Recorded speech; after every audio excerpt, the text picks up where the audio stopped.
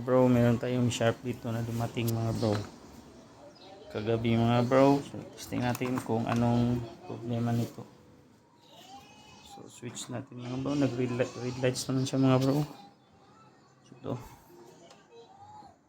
Tingnan natin kung magdi-display ba siya mga bro. Wala siyang display. Pero nag-ring light siya mga bro. Yun. Wala talaga mga bro. Tingnan natin sa loob mga bro. So, mag-test tayo ng backlight mga bro. So ito yung linya ng backlight. So check natin yung kanyang backlight. Gagamitan natin ng backlight driver. Pakita niyo ba? So conversion lang yan mga bro. Masimbol yan. Sige. Saksak. Tingnan natin kung iilaw ba siya mga bro. So wala siyang ilaw. Balik na rin.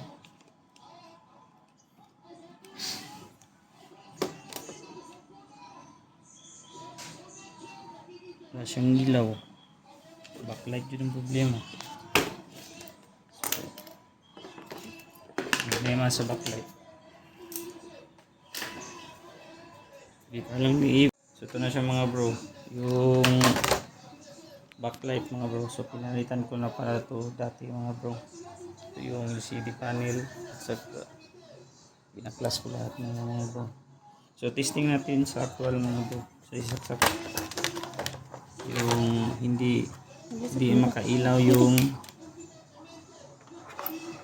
isaksak. Hindi umilaw yung kanyang backlight. So testing natin mga bro. So wala. Ito rin natin.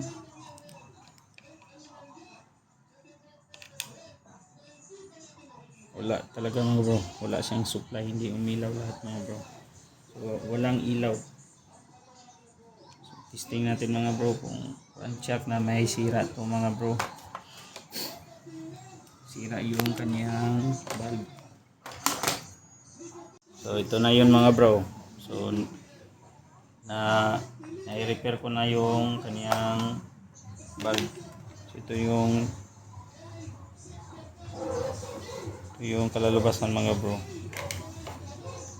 Kanina walang ilaw, ngayon tingnan natin mga bro. Yun, umilaw na si backlight. So kundi yung kaniyang hindi umilaw yung kanyang connection kanina mga bro. So yun, balik natin mga bro. So final test. Ito na siya mga bro. So yung pinix ko na lang mga bro, hindi ko na lang pinakita yung kanina pag repair ng backlight mga bro.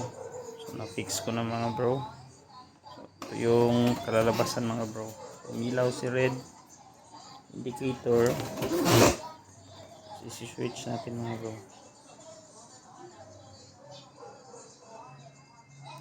Switch nya.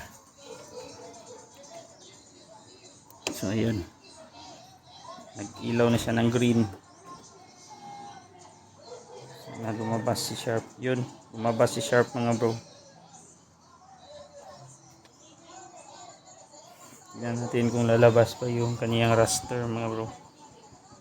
So nag red mga bro, tapos nag blink.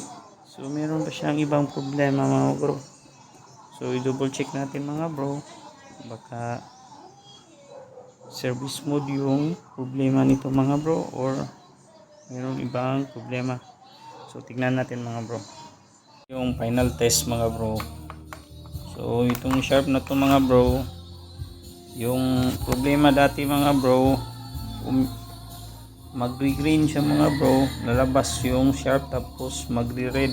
So ngayon mga bro, na service mode ko siya mga bro, nadaan ko siya sa service mode, tapos gamit ko ng nito na remote sa sharp. So yun, naging normal na yung kanyang display. So pwede na magamit mga bro. So praise God, salamat. normal na yung kanyang display.